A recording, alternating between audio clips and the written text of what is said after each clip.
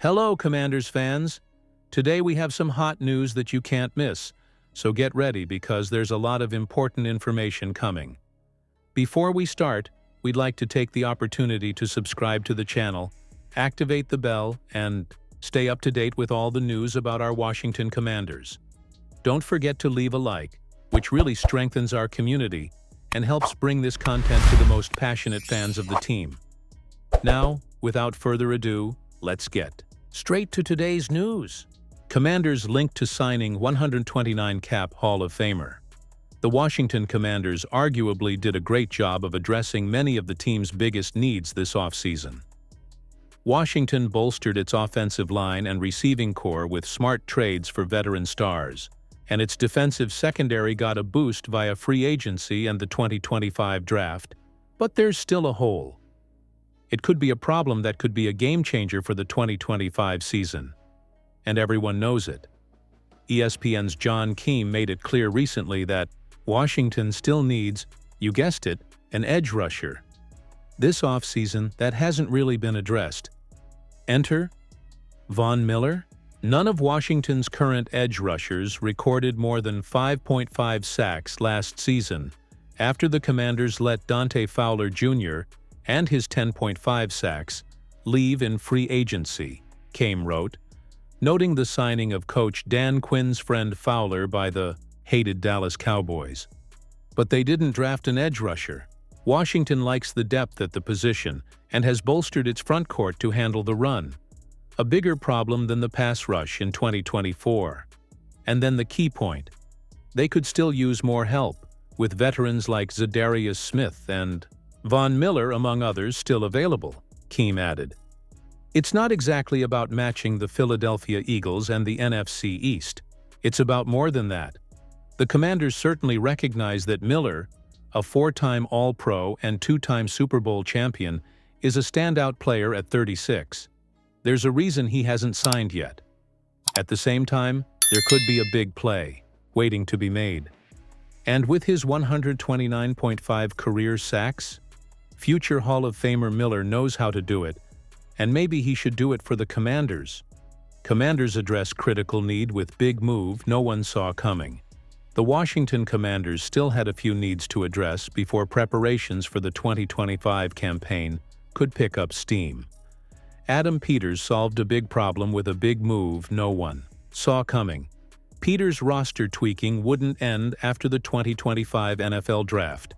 The Commanders only had 5 picks, so there was always going to be some additional roster refinement. Fortunately for the front office leader, there was more than $26 million available in salary cap space to clear out the remaining veteran group and land a player or two who could make an instant difference. According to NFL Network's Tom Pelissero, which was later confirmed by local reporters, the Commanders have shaken up the kicking position with a historic contract. Commanders take big gamble on Matt Gay with historic free agent contract. The source revealed that the Commanders have signed Matt Gay to a contract with $4.25 million fully guaranteed. This is the largest guarantee ever given to a kicker in league history, signing a one-year deal. Inevitably, this meant the end of Zane Gonzalez's tenure in Washington. The Commanders reportedly released him, despite re-signing the former 7th-round pick. It's yet another example of Peters going to great lengths to improve the roster. But the money being spent means Gay is under enormous pressure to make a significant contribution when needed. Gay boasts a career field goal percentage of 85.5, with 96.3% of his extra points hitting the uprights.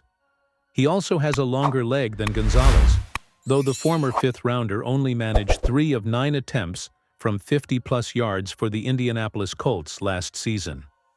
There's no doubt that Gay represents an improvement over Gonzalez. The Commanders believe there will be a substantial difference in performance between the two, given the money invested in the new signing. It's been a long time since the Commanders had a reliable kicking presence. Gay has experience as a Pro Bowl-caliber kicker and a Super Bowl winner. If he can provide a level of comfort that has been lacking thus far, Washington's chances of making a deep run in the postseason will be much better. And make no mistake, the Commanders have made A big bet on that scenario happening. The three-time Pro Bowler is the Commanders' last chance to fix a major post-draft problem, but a major obstacle stands in the way. When it comes to the Washington Commanders' 2025 draft class, there's only one logically disappointing aspect. The fact that Adam Peters and company didn't select a true edge rusher with either of their first two picks. And it's more than just a traditional pass rusher. The Commanders need a player who can chase the quarterback downfield or with his hands in the dirt. They also need a player who can line up over the guards and centers on obvious passes.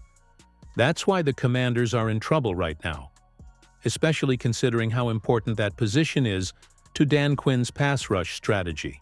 Having a chess piece like that allows him to create mismatches in the front court, which opens up blitz pressure opportunities that the offense doesn't see coming or takes too long to diagnose. And there's really only one effective option that could help the Commanders: three-time Pro Bowler Zadarius Smith.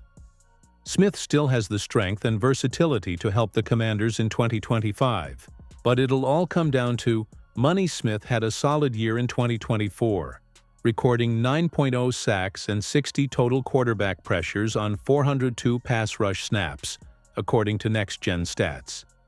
His sacks tied for 18th and his pressures were good for 14th among all defenders. And finally, there's how much he has left in the tank, which is plenty. Next Gen Stats has Smith with 16 total rush pressures under 2.5 seconds in 2024, good for a 4.0% rate. He then averaged 0.89 seconds per pass on the year. Both numbers are close to the league average of 4.2% and 0.88 seconds, which shows that Smith still has the strength to get the job done.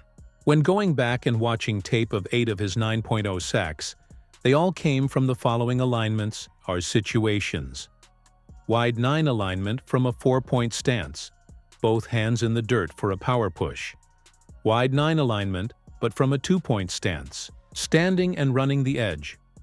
2-point stance aligned at 4T, 4-tech or directly over the tackle. 3-point stance, one hand in the dirt, aligned at 4I, tackles inside shoulder. Wide 9 alignment from a 2-point stance. 2-point stance aligned at 7T, tight ends outside shoulder, after sliding from a wide 9 alignment. From a 2-point stance, Smith also racked up pressure from the 3-tech position, demonstrating that he still has all the tools and skills that helped him rack up 69.0 sacks over his NFL career.